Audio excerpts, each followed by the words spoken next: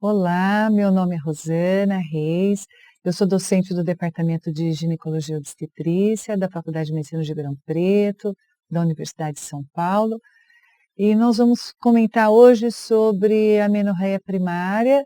Na realidade, essa é a parte 2, né? É uma sequência da outra aula que a gente fez uma abordagem inicial sobre a amenorreia primária.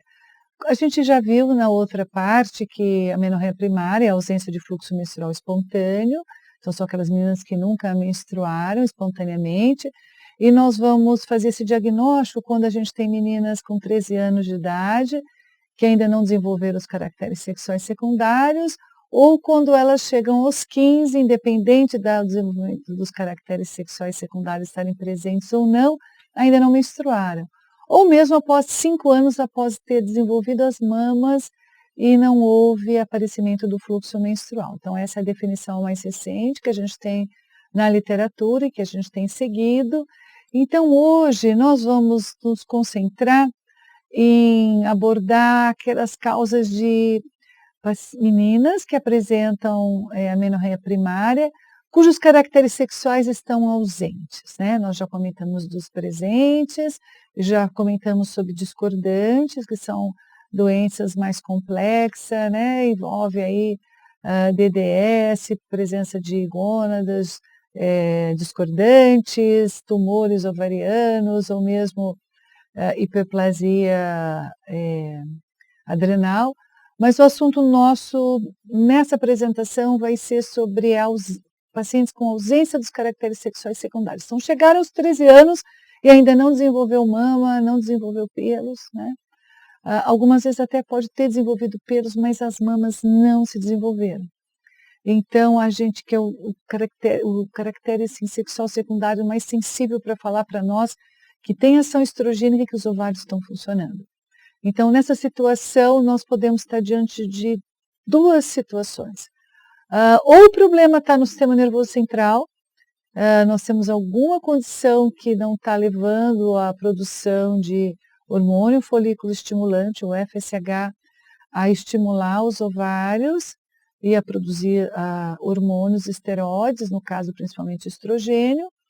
Ou nós estamos diante de uma situação onde o problema não é no sistema nervoso central, e sim os ovários que não têm o aparelho folicular, então ele não tem células da granulosa, ele não tem como produzir estrogênio, então essas meninas também não desenvolvem os caracteres sexuais secundários, e nessa situação o FSH vai estar elevado, porque não tem nenhum problema central e está assim faltando estrogênio dos ovários para fazer aquela conversa, né, com o sistema nervoso central, aquela comunicação. Então, são duas situações bastante distintas, ou causas ovarianas ou causas centrais, as quais a gente vai abordar, assim, inicialmente, as causas ovarianas e, a seguir, as causas centrais, que são responsáveis pela amenorreia primária sem caractere sexual secundário. Então, vamos lá. Na presença, então, dos caracteres ausentes, um FSH elevado, trata-se, então, de um hipogonadismo, a gônada não produz esteroides, hipergonadotrófico, porque o FSH vai estar elevado, né? Nessa situação, a ferramenta diagnóstica mais interessante é a ultrassonografia pélvica, com a finalidade de detectar genitália interna, presença de útero, presença de ovários, ou presença de ovários em fita, e o cariótipo de sangue periférico para fazer uma análise dos cromossomos. Geralmente, nessa situação, quando a gente tem um hipogonadismo hipergonadotrófico, as doenças que são responsáveis por esse quadro são ou as digenesias gonadais, então nós não temos aparelho folicular, ou então a insuficiência ovariana prematura, antigamente denominada falência ovariana prematura. Essa é uma situação que, na maioria das vezes, leva à amenorreia secundária. A menina inicia os caracteres sexuais secundários, tem os primeiros ciclos menstruais e rapidamente param de funcionar. Mas pode também acontecer de não existir nenhum desenvolvimento dos caracteres sexuais, existe uma atresia do aparelho folicular, muito precoce e não chegar nem a desenvolver esses órgãos, tá? E numa outra situação, nós temos o hipogonadismo, o hipogonadotrófico, quer dizer, não tem estímulo central, o FSH está baixo.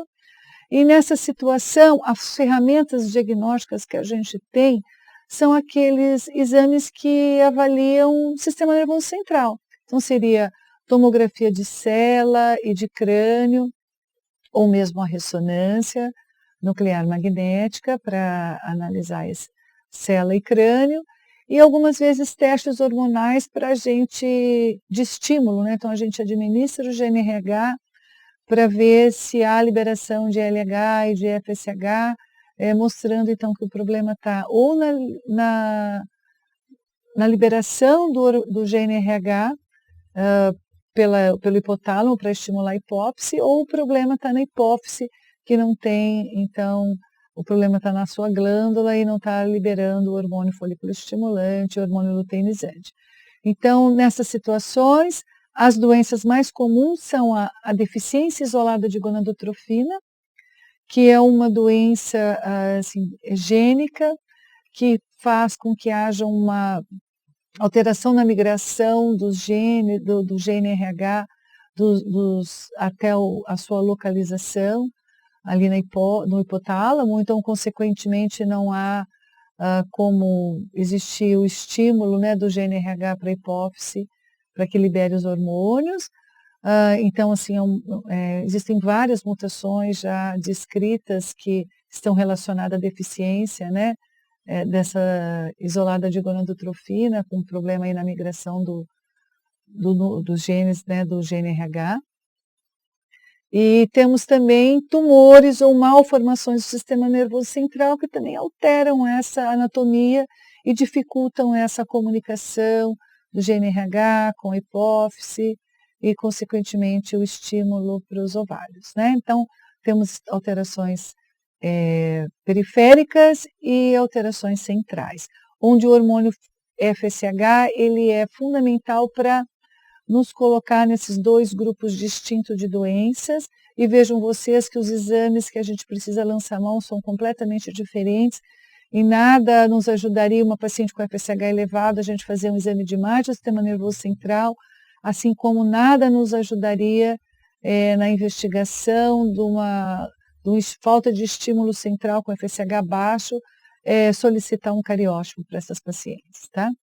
Bom, a gente comentou na primeira parte da aula que a incidência de amenorreia primária com 100 desenvolvimentos de caracteres sexuais secundários, ela é bastante incidente. Vejam aí, com FSH elevado, cerca de 40% das causas, e níveis baixos de FSH, cuja causa é central, cerca de 30% das causas.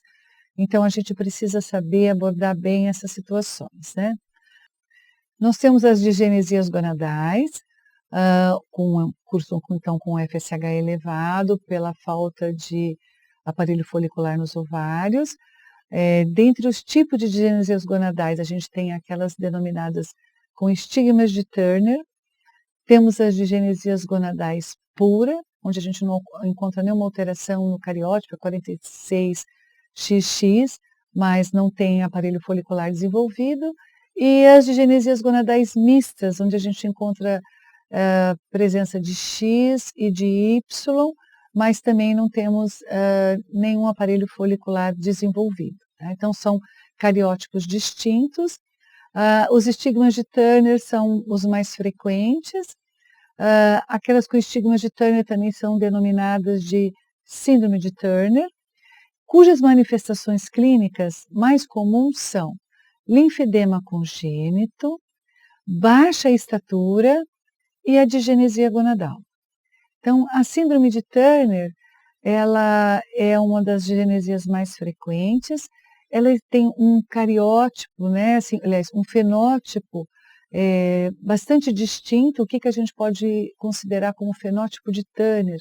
Elas podem apresentar encurtamento do quarto metacarpo, elas podem apresentar alterações de pele, pescoço em esfinge, um palato em ogiva, a implantação também posterior dos cabelos em tridente, cúbito valgo e até unhas hiperconvexas. Então, vocês podem ver que são várias as alterações fenotípicas, né, que essa síndrome pode apresentar. Nem sempre todas estão presentes, mas é sempre importante, diante de um quadro de digenesia gonadal, com FSH elevado, que a gente busque essas alterações fenotípicas, né?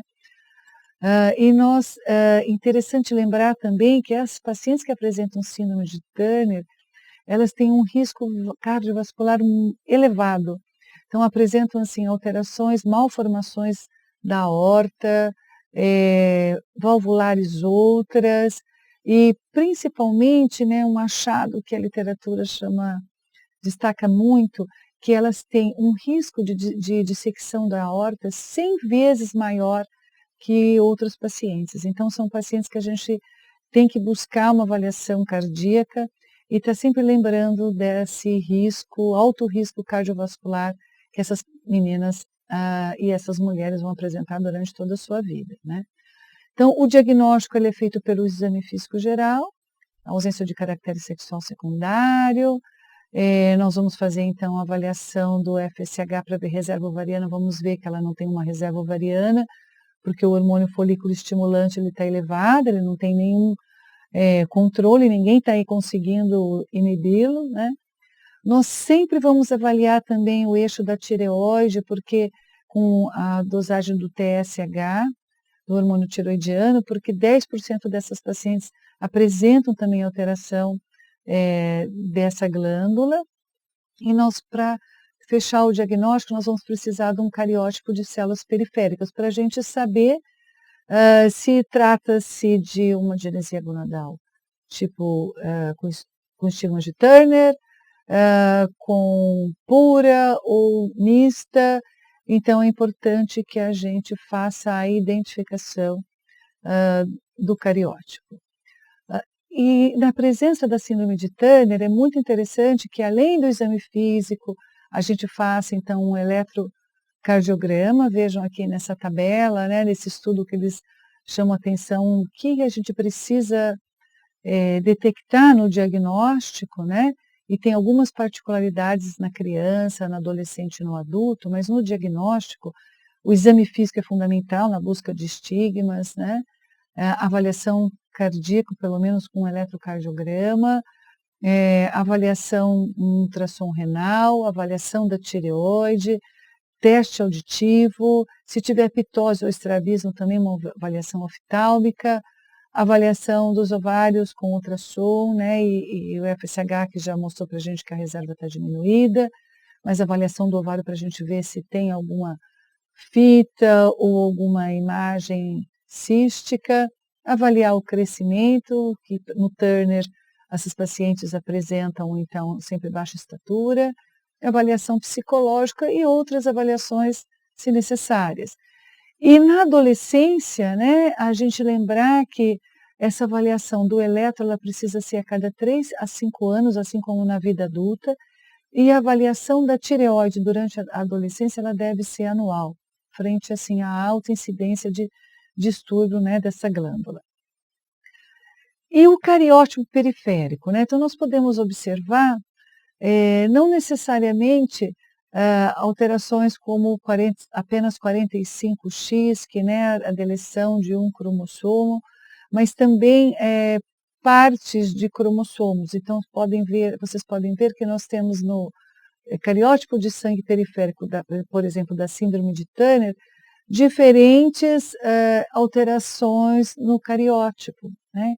Então, isso é possível, cerca de 45% das vezes, né, nós vamos encontrar o clássico 45X, com ausência de um cromossomo X, mas nas outras vezes a gente pode encontrar outros tipos de mutações ou de alterações de parte do cromossomo, e nós observamos que as alterações que cursam, né, por exemplo, com a síndrome de Turner, elas estão presentes, né, nos diferentes tipos de alterações no cariótipo que a gente está vendo aqui. Então, é sempre necessário que a gente faça o cariótipo, mas principalmente para a gente buscar a presença de fragmentos do cromossomo Y, como a gente pode ver aqui nesse cariótipo, porque se a gente no Turner encontrar, ou em qualquer digenesia gonadal, fragmento de Y, isso dá um potencial de malignização para essa gônada de cerca de 20 a 25%, principalmente na adolescência e no período de adulto jovem. E dentre os carcinomas, os tumores, principalmente os gonadoblastomas, né? Então, é fundamental um cariótipo, mesmo que a gente esteja diante de um caso de menorreia primária, FSH elevado, estigma de Turner, onde a gente está assim, bem tranquilo que se trata de nossa hipótese diagnóstica de uma genesia gonadal tipo Turner ou não, a gente precisa do cariótipo para buscar a presença de fragmentos de Y, porque uma vez presente fragmento de Y, isso assim, tem um direcionamento do tratamento bem claro. Então, presença de fragmento de Y, nós precisamos retirar essa gônada, mesmo que seja uma gônada pequena, uma gônada infita, pelo potencial de malignidade que ela apresenta. Então, cariótipo sempre necessário para complementação diagnóstica, principalmente por causa disso.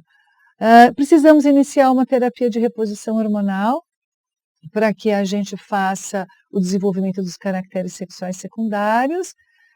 Lembrar que elas não, como não tem gônada, né, não tem aparelho folicular, elas não têm estrógeno nenhum, então elas não vão ter mamas desenvolvidas, elas até podem ter pelos pouco desenvolvidos, porque elas têm adrenal, então o eixo hipotálamo e hipófise adrenal vai estar funcionando, então elas podem até ter um desenvolvimento dos caracteres sexuais secundários em relação a pelos presentes, mas elas não vão ter nada de desenvolvimento de mama, por isso que eu disse para vocês que mama é o órgão-alvo assim, principal para a gente ver o funcionamento, né, do eixo hipotálamo hipófise ovariano.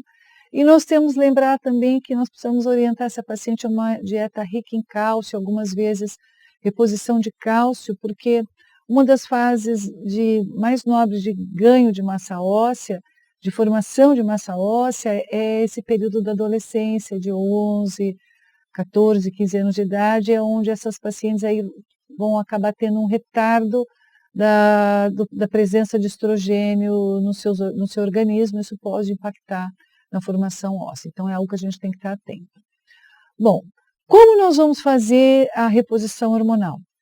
Então, existe, no caso de meninas que não têm desenvolvimento de caracteres sexuais secundários nenhum, nós vamos utilizar, então, esse fluxograma, bem atual e muito interessante, e considero bastante didático, vejam. Então, se até 11, 12 anos a gente não teve estigmas, não teve mas ainda não tem desenvolvimento dos caracteres sexuais secundários, nós podemos realizar uma dosagem dos hormônios gonadotróficos, LH, FSH, mas principalmente do FSH. Se ele for normal, nós podemos monitorizar, aguardar, assim, avaliar a cada 6 meses e podemos esperar no máximo até 14 anos de idade. Se já com 12 anos de idade a gente observar níveis elevados de LH e FSH que demonstram, né, que o eixo hipotálamo hipófise já está maduro, já está liberando gonadotrofina e que elas já estão elevadas porque não está tendo o retrocontrole dos estrogênios, nós podemos então iniciar a reposição com o estrogênio para o desenvolvimento dos caracteres sexuais secundários. E se até os 14 anos a gente aguardou e até então eles não se desenvolveram, os caracteres sexuais secundários, nós vamos também iniciar com a terapia com estrogênio. Vamos sempre iniciar com dose baixa, que eu vou mostrar para vocês daqui a pouco. Doses assim abaixo daquelas que a gente utiliza de reposição hormonal durante a vida da mulher adulta. E vamos reavaliar a cada 6 meses e vamos aumentar a dose conforme o desenvolvimento ou não dos caracteres sexuais secundários.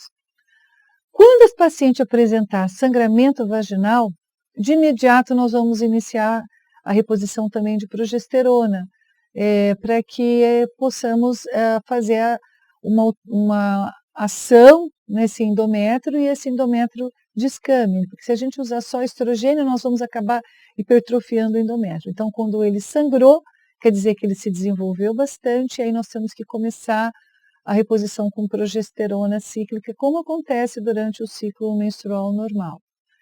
Se a paciente não apresentar sangramento vaginal, nós podemos aguardar até por 2 a 3 anos do início da reposição de estrogênio. E a partir de 2 a 3 anos, nós temos que obrigatoriamente iniciar a progesterona para fazer então essa proteção endometrial, não levar a uma iatrogenia, ou seja, não hiperplasiar esse endométrio, e fazer com que haja uma ação do estrogênio contrabalançada com a progesterona e que esse endométrio possa descamar todos os meses, se for o desejo da paciente menstruar todos os meses, né? E se ela não desejar menstruar, que não costuma ser o desejo, pelo menos no início, né? Elas têm essa necessidade de ver o sangramento normal, a gente pode associar a progesterona cíclica todos os meses, né? Então, que drogas a gente pode utilizar? A gente pode utilizar essas diferentes drogas que eu citei aqui, são todos estrogênios naturais, estrogênio conjugado, na menor dose que a gente tem no mercado, que é 0,3 miligramas dia, ou valerato de estradiol, 1 miligrama dia, são estrogênios naturais, ou 17 beta-estradiol. Essa dose 6,25, ela corresponderia a 1/4 da menor dose que a gente tem no mercado, que eu vou mostrar aqui para vocês, que são adesivos, que tem a menor dose do mercado são 25 miligramas, então a gente teria que cortar em 4 e utilizar 1/4 desse adesivo por semana, então a paciente pode colocar na região da nádega, ou região glútea, ou aqui no abdômen, e uma vez por semana ela trocar, ou então ela pode usar um adesivo desses de 25 ao mês. Não é muito aconselhado, porque um adesivo 30 dias, né, ele acaba incomodando, ao redor dele, tendo uma colinha que incomoda a paciente, ficando sujo, com cola, então é interessante que a gente use esse menor, né, e ela possa trocar todas as semanas. O etinil estradiol, que em dose baixa a gente não tem no mercado brasileiro, então são as menores doses que a gente tem no mercado nessas 2 apresentações, e essa terceira apresentação, que é um adesivo, a gente teria que cortar e utilizar essa pequena dose semanal. Quando a gente associar a progesterona, nós vamos utilizar a progesterona numa dose habitual, que a gente faz a reposição de progesterona mesmo na mulher adulta, por pelo menos 12 dias no mês, se a paciente quiser menstruar, sempre que ela termina o uso da progesterona, 2, 3 dias depois ela vai ter uma descamação do endométrio, ou uso contínuo se a paciente não desejar menstruar. E a terapia de manutenção, depois que a gente chegou, assim, iniciou com dose baixa e chegou na dose de adulto, o que seria uma dose de adulto? Do etinil estradiol 0,6, do valerato de estradiol 2, do 17 beta-estradiol 50 microgramas dia, mas essas doses aqui a gente pode até usá-la acima da dose habitual para essa situação de digenesia gonadal, se os caracteres sexuais secundários não desenvolveram da maneira que a gente esperava, ainda estão assim aquém do desejado, então a gente pode até usar a dose suprafisiológica que a gente faz reposição numa mulher normal, ou mesmo etinil estradiol, cuja dose de 20 microgramas é a dose do contraceptivo, de parte das apresentações dos contraceptivos que a gente tem no mercado, dos contraceptivos combinados, tá? Bom, eu trouxe esse estudo aqui para vocês, que eu achei super interessante para a gente ilustrar o efeito da terapia estrogênica aqui na síndrome de Turner, desde o início da indução da puberdade até a vida adulta. Então, é um estudo grande, cuja população de mulheres que utilizaram essas 3 opções terapêuticas, que seria o estrogênio transdérmico, aquele adesivo que eu mostrei para vocês, que pode iniciar com 1/4 da dose, e depois a dose habitual, um adesivo só, que tem a vantagem de ser transdérmico, não tem a primeira via hepática, então tem menos efeito colateral, ou os estrogênios via oral, aqueles estrogênios natural, ou mesmo os estrogênios sintéticos dos contraceptivos. Então esse estudo é interessante porque ele conseguiu demonstrar que mulheres que usaram durante toda esse período de vida, de adolescência e vida adulta, em relação à massa óssea, aquelas que iniciaram precocemente, o mais próximo possível do processo puberal, a reposição com estrogênio, tiveram massa óssea ótima. E aquelas que iniciaram a reposição de estrogênio mais tardiamente, cujo diagnóstico foi feito mais tardio, em torno de 20 anos de idade ou 18 anos de idade, elas tiveram um comprometimento da massa óssea, né? Então, isso impacta. Veja a importância do estrogênio nessa fase tão nobre.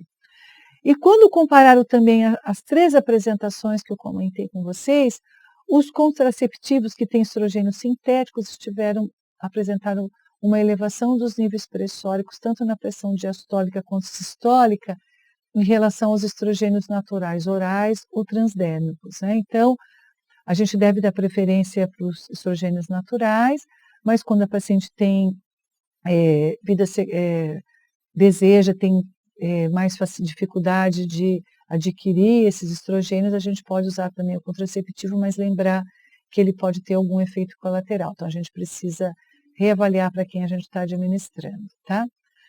E também em relação a uma atualidade, né, assim, aquelas meninas com síndrome de Turner, que têm mosaicos, que não desenvolveram os caracteres sexuais secundários, não tiveram amenorreia primária, mas tiveram alguns ciclos menstruais e a seguir pararam, fizeram lá aquela insuficiência ovariana prematura, né?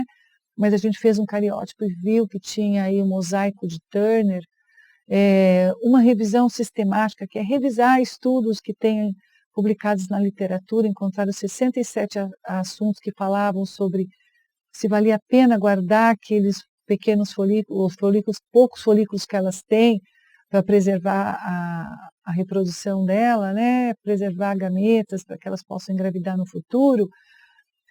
Apenas 150 casos existiram de congelamento de óvulos, então não dá nem para dizer o que impacta isso para a reprodução dessas meninas, e ainda isso é considerado um procedimento experimental. Então, aquelas meninas que tem algum estigma, a gente detecta que ela tem no cariótipo uma síndrome de Turner, mas que ainda ela está tendo algum ciclo menstrual, que a gente sabe que esses ciclos menstruais vão parar rapidamente, precocemente, e se elas quiserem, não têm desejo de engravidar, porque ainda são muito jovens, a gente pode congelar esses ovos enquanto eles ainda existem, numa tentativa de preservar gametas para que elas possam engravidar no futuro, mas ainda não tem nenhum estudo que fala para a gente que isso é muito seguro, que isso é muito bom. Então, isso é apenas para atualização. Então, considerações gerais, lembrar que gonadectomia tem que ser realizada sempre com presença de fragmento de Y no cariótipo. O tratamento com estrogênio ele deve ser precoce, iniciar com baixa dose para mimetizar o processo puberal fisiológico. Então, esse aumento da dose a cada 6 meses faz com que o útero fique maior, faz com que ela apresente assim, uma adequação psicológica, social melhor, então ela vai ter um desenvolvimento puberal parecido com o do fisiológico, então isso é bastante importante.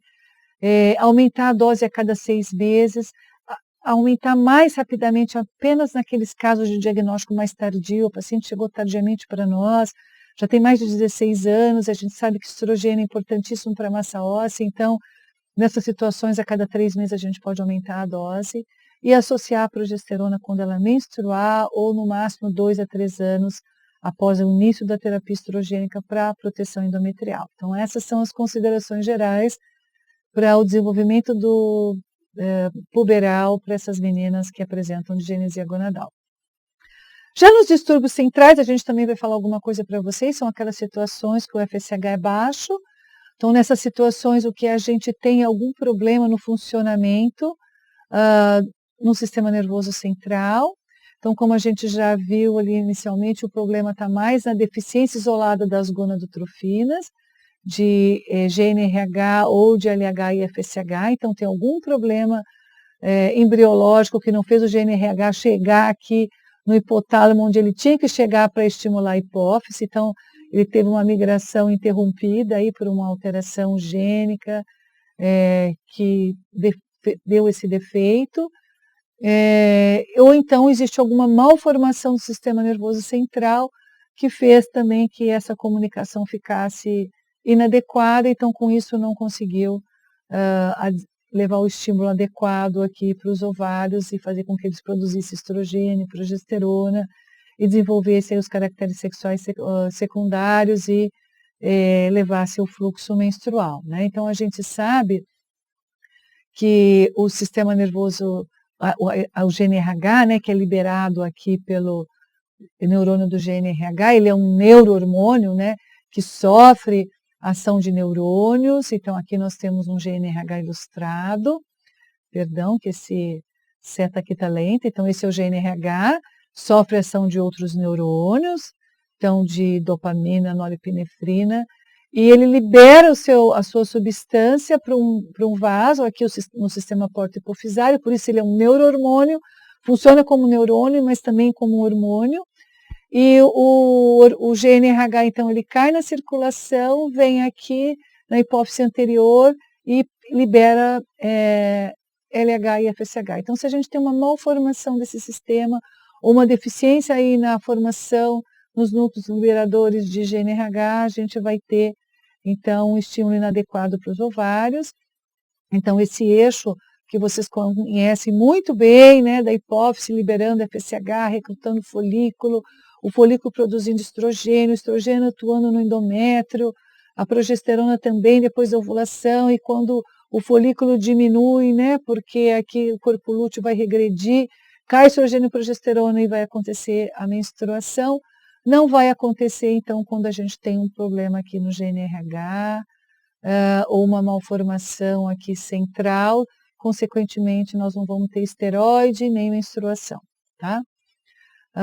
Existem algumas outras situações mais raras, mas que também podem levar à menorreia primária, que são alguns distúrbios psiconeuroendócrinos, como anorexia nervosa, exercício físico excessivo nessa fase, que também interferem no sistema nervoso central e não deixam o eixo funcionar. Temos outras endocrinopatias, ou mesmo hiperprolactinemia, que podem causar isso, mas as causas mais comuns de amenorreia primária são a deficiência isolada de gonadotrofina, que é irreversível, que nós vamos ter que dar um jeito de repouso dos esteroides, lesões hipofisárias ou hipotalâmicas por malformações ou traumas. Então, essas são as causas mais frequentes e irreversíveis. E temos causas reversíveis, como essas psiconeuroendócrinas e algumas alterações aqui de desnutrição que a gente ainda pode atuar. Então, vejam, a anorexia nervosa, que é uma situação que a gente pode reverter, ela é um diagnóstico clínico, é aquela recusa da paciente manter o seu peso acima do aceito como normal, ela tem um tenso medo de engordar, apesar do baixo peso, tem uma distorção da imagem corporal, ela sempre se enxerga gorda, apesar de ser muito magra, então pode levar a menorreia primária ou secundária. Está associada à atividade física assim, intensa, exagerada no medo de engordar, e pode ter distúrbios de depressão, síndrome de pânico, comportamento compulsivos associados. Claro que tem que fazer um diagnóstico diferencial com tumor do sistema nervoso central, mas é um diagnóstico clínico. Os exercícios físicos extenuantes não são qualquer exercícios que podem levar a um distúrbio aí do eixo, então não é aquela atividade saudável da adolescente nas escolas, como vôlei, basquete, que leva a isso, atletismo, não. São as corredoras assim, de longa distância e principalmente as bailarinas, aquelas que são de maior risco para levar um distúrbio neuroendócrino aí e provocar a menorreia primária. Então, as bailarinas e as corredoras de longa distância são aquelas que a gente tem que estar mais atenta, não são aqueles esportes saudáveis das escolas, muito menos aquelas atividades que as meninas domésticas, porque adolescente isso não faz mesmo, né? Tem também bulimia, que são episódios de hiperalimentação seguidos de vômitos induzidos, jejum ou uso de laxativos e diuréticos intercalados, também diagnóstico clínico que pode preceder ou suceder a perda de peso, também tem alta incidência de distúrbios depressivos e atinge cerca de 1% das mulheres jovens. Também não é muito incidente, mas o diagnóstico é clínico e pode estar associado à amenorreia primária. Mas são situações, como vocês podem ver, assim, bastante gritantes, né, que a gente consegue, na clínica, né, com uma boa história, um bom exame físico, observar essas alterações. Então, o tratamento para essas situações também é a reposição hormonal, porque as meninas sem estrogênio, sem progesterona, principalmente sem estrogênio, podem ter alteração na massa óssea, ausência de desenvolvimento dos caracteres sexuais secundários. Então, a gente tem também que fazer uma reposição de estrogênio e progesterona, semelhante ao que a gente comentou em relação às disgenesias gonadais. Algumas vezes elas têm ainda já algum desenvolvimento dos caracteres sexuais secundários, então a gente pode ser até mais rápido até chegar à dose habitual de reposição de estrogênio. A gente pode usar contraceptivo hormonal combinado também, se for o desejo das meninas. Se elas tiverem transtornos de comportamento, como na anorexia nervosa, estar atenta às alterações metabólicas que elas podem apresentar. No caso da anorexia nervosa, algumas vezes é necessária até hospitalização para reeducação alimentar, introdução de dieta e para controle das alterações metabólicas, são quadros graves. E a gente precisa fazer a prevenção de perda de massa óssea. Então, meninas que tiveram falta de estrogênio numa fase que o estrogênio é muito nobre, né, para uma boa formação de massa óssea. Então, eu selecionei aqui uns 2 diapositivos que mostram assim como isso já é claro na literatura. Então, aqui nós temos uma revisão sistemática, que é a compilação de vários estudos da literatura, e uma análise deles de meninas com desordem alimentar, e analisando a massa óssea por um exame chamado densidade mineral óssea, né, para ver a densidade óssea. E vejam vocês, olha que o achado aqui foi que essas meninas têm uma diminuição da massa óssea quando apresentam desordem alimentar. Por isso que eu chamei a atenção da reposição de cálcio e da necessidade de repor estrogênio o mais rápido possível e chegar a uma dose habitual adequada, também rápida, tá? E esse outro estudo, ele comparou síndrome de Turner, que é uma disgenesia gonadal, com insuficiência ovariana prematura. Então, eu sei que a tabela está um pouco pequena aqui, as letras, mas assim, a idade das pacientes no grupo de Turner era um pouquinho maior, era maior do que no grupo de mulheres com insuficiência ovariana prematura, e a idade do diagnóstico da doença também. Cerca de 10 anos tinham as meninas com Turner, quando foi feito o diagnóstico, e 16 a insuficiência ovariana prematura, ou seja, tiveram alguns ciclos menstruais e aí faliu o eixo e aí foi feito esse diagnóstico.